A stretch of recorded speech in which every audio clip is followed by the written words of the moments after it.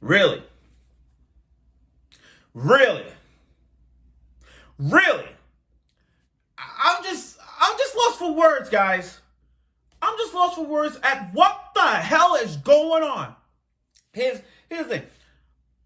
Why the Promise Neverland gave us a recap episode?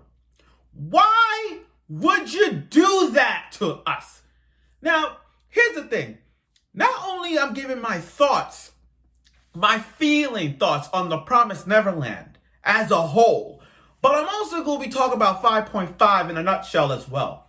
Just to give you my thoughts. And it's not like a review, because there's no point. There's no point of talking a review if it's a recap episode. So with this being said, I'm going to give you my thoughts on 5.5 and my feelings about the Promised Neverland. So notice I'm kind of hesitating because I'm so disappointed at what they're doing. So here's the thing. Season 2, 5.5. Why the hell would you give us a recap episode?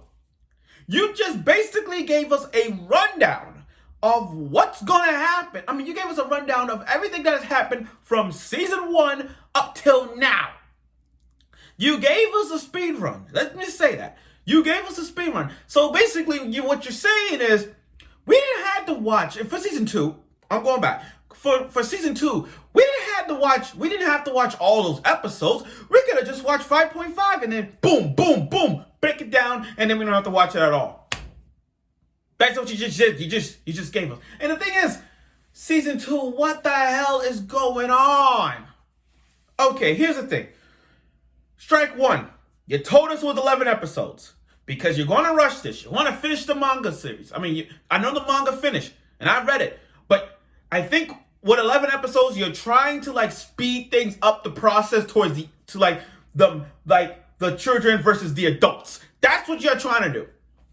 Number two, you follow the anime route. Why would you do that?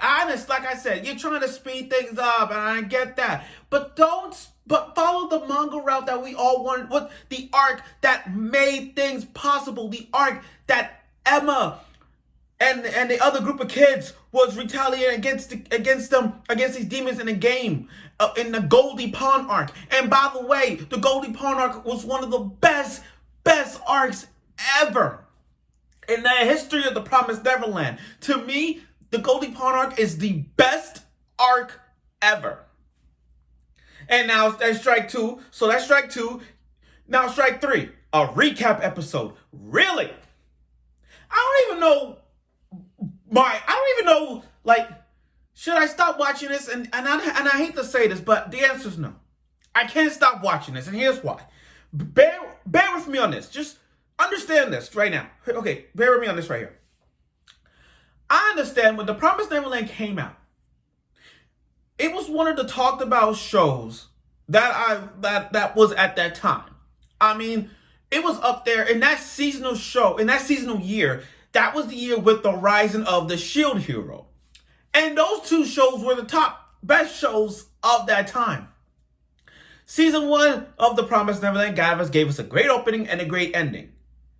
And the tension, the dialogue, and the characters, how they progressed throughout the whole surviving the Grace Farm and all that stuff. I get that.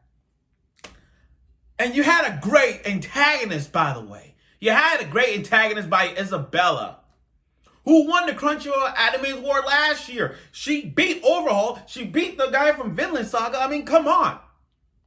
And then The Promised Neverland was nominated for Anime of the Year. And it was up against Demon Slayer. And to me, Demon Slayer and Promised Neverland was like this. I mean, I picked The Promised Neverland to win.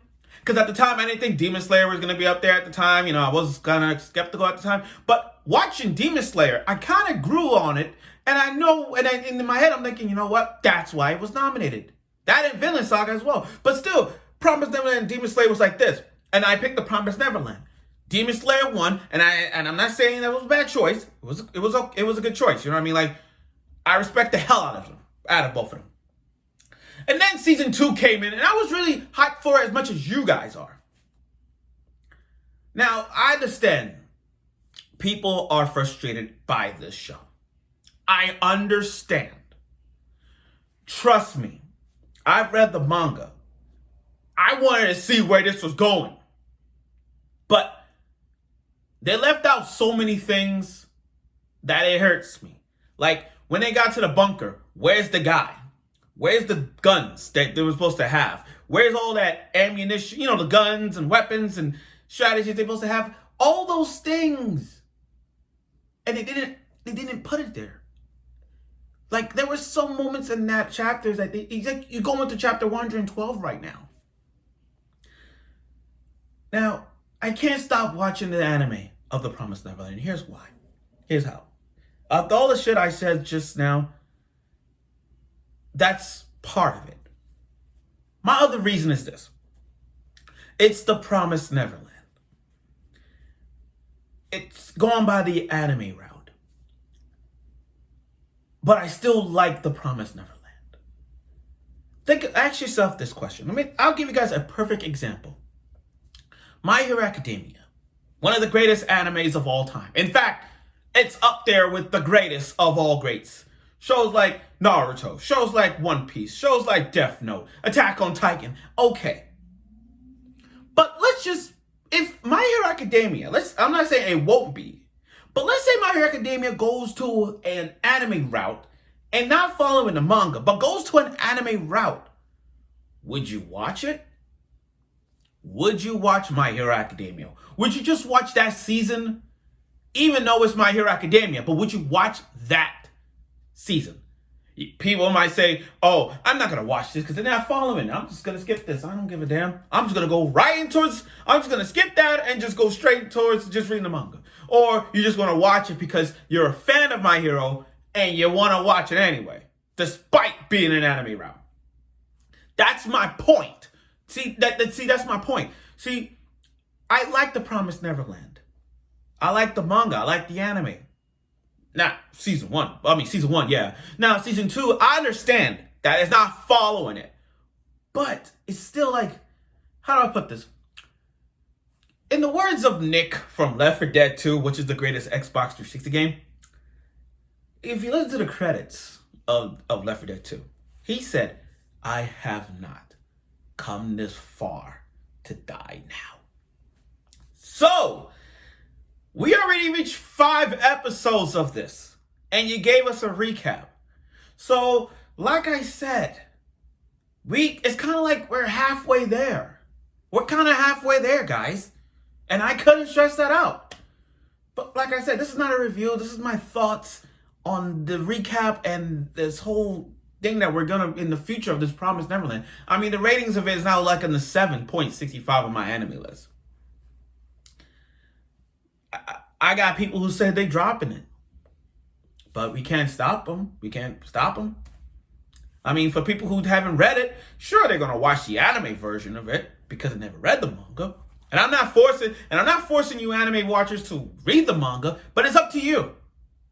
All I'm saying is, this week is of disappointment. A very disappointment to give us this. After reunited with Norman, you gave us a recap. Why? That's my problem. So like I said, I'm going to continue doing a review of Promise Neverland. I'm going to continue explaining this, like, no question, I am. But I will go through the pain and suffering of this show, even if it's not that good. So I will do what I can to give you guys my reviews of The Promised Neverland and all that. So thank you for watching. So like I said, next week is going to be episode 6. Hopefully it's not another recap, but it's 5.5. But hopefully it's not another week. But let's see where this leads to Norman and his backstory. Or are we going to get to whatever arc we're going to be. Skipping many arcs leading to the kids versus the adults. So let's see where that goes. So thank you for watching.